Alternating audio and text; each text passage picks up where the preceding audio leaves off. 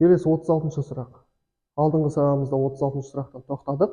Енді 36-шы сұраққа қарасақ. Қаңлылардың көрші тайпалары.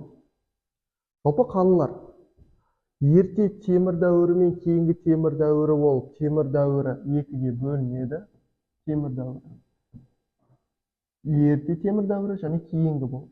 Ерте темір дәуірі біздің заманымыздан бұрын 8-ші ғасырдан 3-ші ғасырға дейінгі аралықты қамтиды. Кейінгі темір дәуірі біздің заманымыздан бұрын 3-ші ғасырдан біздің заманымыздың 6-шы ғасырына дейінгі аралықты бізде темір дәуірі деп қарастырамыз.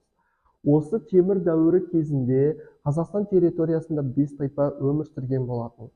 Ол 5 тайпаларға кеңірек тоқталатын болсақ, ең алдыменен біздің заманымыздан бұрын 8-ші ғасырларда 3-ші ғасырға дейінгі аралықта Қазақстан территориясында сақ тайпалары мен сармат тайпалары өмір сүрген болатын. Сармат тайпалары Қазақстанның батыс бөлігінде мекен еткен, ал Қазақстанның қалған бөліктерінде бізде мекен еткен сақ тайпалары. Олар сақ тайпалары. Яғни сақ тайпалары. Олар сарматтар, сақ тайпалары. Сарматтар бізде батыс Қазақстанда. Ол батыста. Кейін олар сарматтар деп аталған. Енді сақ тайпалары. Ең біріншісі Парадарая. Олар Арал теңіздің арғы жағындағы деп қарастырылады, яғни Аралдың. Келесі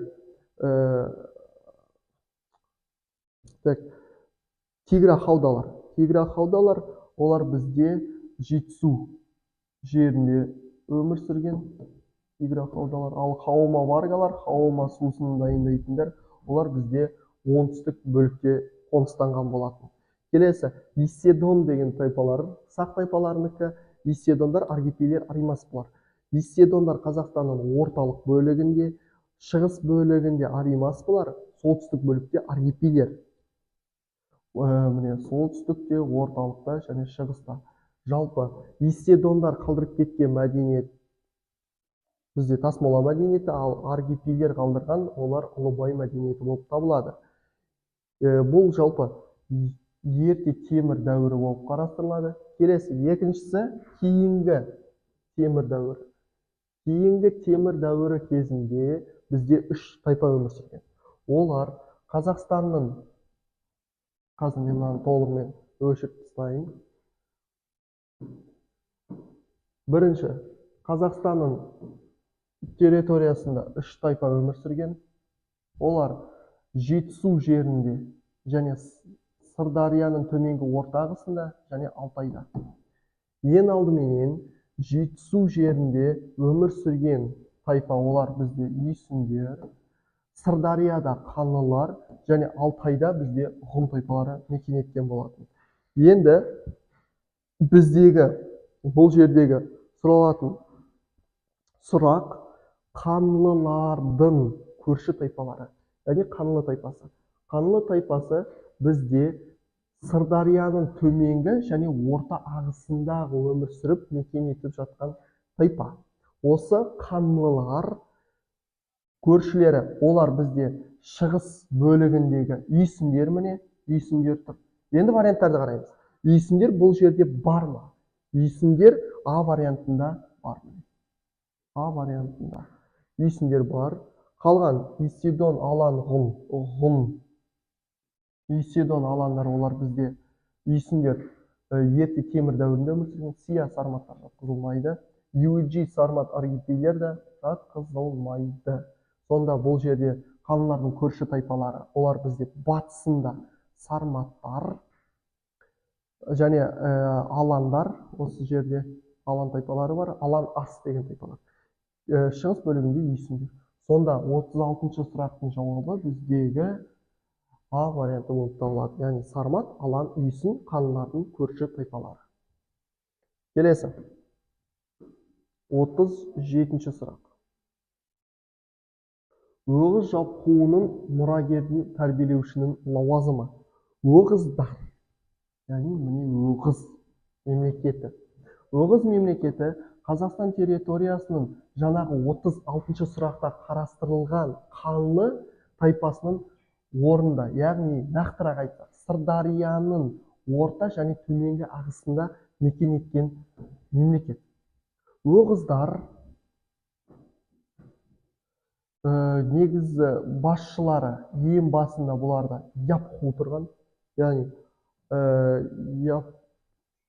хан деп аталады. Ең бастапқы, ең басында барлық мемлекетті басқаратын адамның лауазымы хан деп аталады.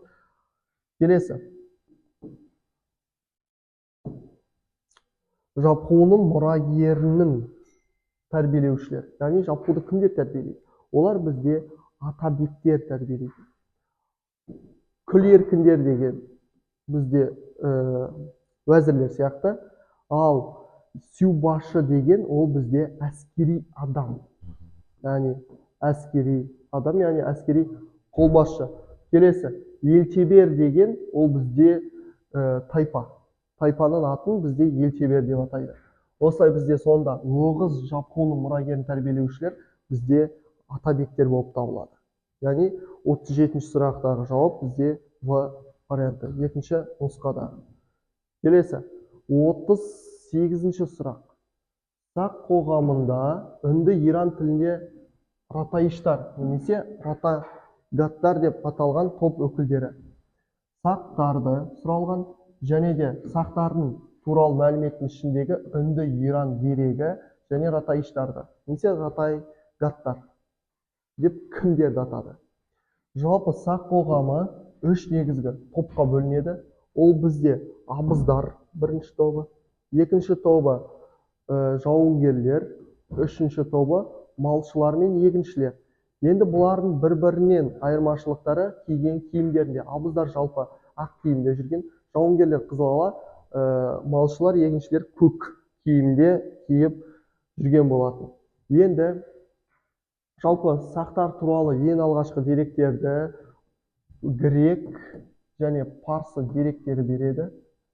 Грек парсылар және де бұлар туралы негізінен парсы деректері құдіретті еркектер деп атаған сақтарды. Жүйрік атты турлар деп аталған, кейін азиялық скифтер деп көп тілдерде айтылған деректер. Енді Иран ратаиштар, олар бізде деп аталғандар малшылар мен егіншілер. Яғни сақ қоғамды үнді Иран тілінде ратаиштар деп кімдерді атады десе, малшыларды аталған болатын. Арбада тұрғандар дегенде тоже осы Иран тілінде аталған болатын. Иран деректерінде арбада тұрғандар деп те. Келесі, 1370 жылы Мауанахрдағы билікті өз қолына алған билеуші. Енді 1370 жыл, яғни 14-ші ғасырдың екінші жартысының уақыты. Мауанахр жері билікті өз қолына алған.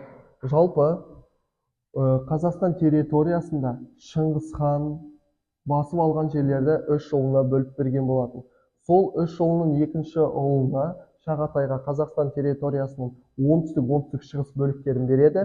Осы кездегі 14-ші ғасырдың ортасынан бастап жалпы Шағатай ұлысы екіге бөлінеді. Ол батыс бөлігінде Әмір Темір мемлекеті құрылады, шығыс бөлігінде Моғолстан құрылған болатын. Енді бізде жалпы 1370 жылды сұрап тұр.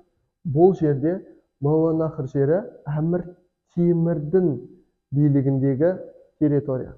Осы Әмір Темір өзінің Мауанахрдағы билігін 1370 жылдан бастап 1405 жылға дейін жүргізген болады.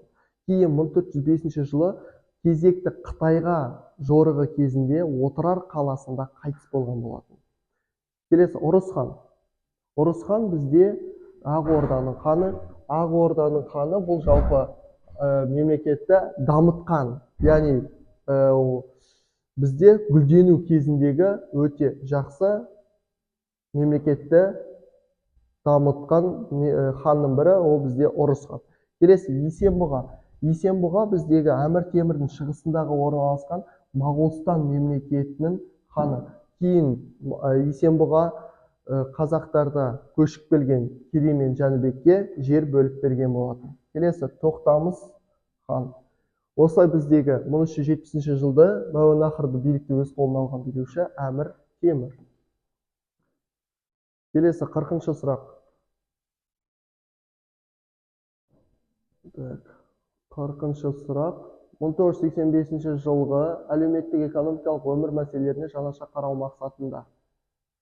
Бұл жерде бізде 85 жылы неміс автономиясын құру жеделдету бағыты жарияланған. Вариант А нұсқасы бізде 40-шы сұрақтың жауабы болып табылады. Яғни жеделдету мақсаты. Ал Семей полигоны 91 жылы неміс автономиясын құру туралы ол бізде орталық Қазақстан бөліктерінде құрылған болатын. Ал Қазақ КСР конституциясы бізде 36 жылы, 1936 жылдан құрылған болатын. Келесі 41-ші сұрақ. Бізде 1791 жылы Кіші жүздің ханы болып сайланған. Жалпы Кіші жүз бізде Қазақстанның батыс бөлігінде өмір сүрген. 1791 жылы Кіші жүздің ханы. Жалпы Кіші жүздің алғашқы ханы ол бізде Әбілқайыр. Әбілқайырдан кейін Нұралы отырады, баласы. Кейін енді 91 жылы бізде таққа отыратыны ол бізде Айшуақ. Айшуақ бізде Әбілқайырдың баласы. Нұралы ол Әбілқайырдан кейін отырған болатын. Осы Нұралы хан 1731 жылы Санкт-Петербургтен келген, Ресей жерінен келген елшілікті, яғни Тевкелевті қауіпсіздігіне жауап берген хан болған болатын. Келесі 42-ші сұрақ. Емельян Пугачев бастаған шаруалар соғысына қатысқан қазақ жүздері. Емельян Пугачевтың көтерілісі бізде 1773 және 75 жылдар аралығында болған болады. Бұл Емельян Пугачевтың көтерілісі Қазақстан территориясының көтерілістеріне бастау болған ең алғашқы көтеріліс. Бұл көтеріліске Қазақтан екі жүз қатысады, ол кіші жүз және орта жүз. Себебі ұлы жүз бізде бұл көтеріліске қатыспайды. Өйткені Қазақстанның оңтүстік бөлігінде орналасқан жүз болғандықтан, яғни территориясы алыс орналасқан.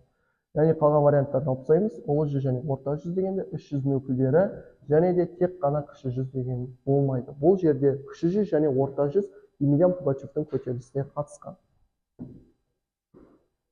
Келесі 43-ші сұрақ. 43-ші сұрақта бізде Ахмет Байтұрсынов пен Мағжан Жұмабаевтар. Яғни бұл 43-ші сұрақты бізде келесі сабақта жалғастыратын боламыз. 43-ші сұраққа тоқталдық.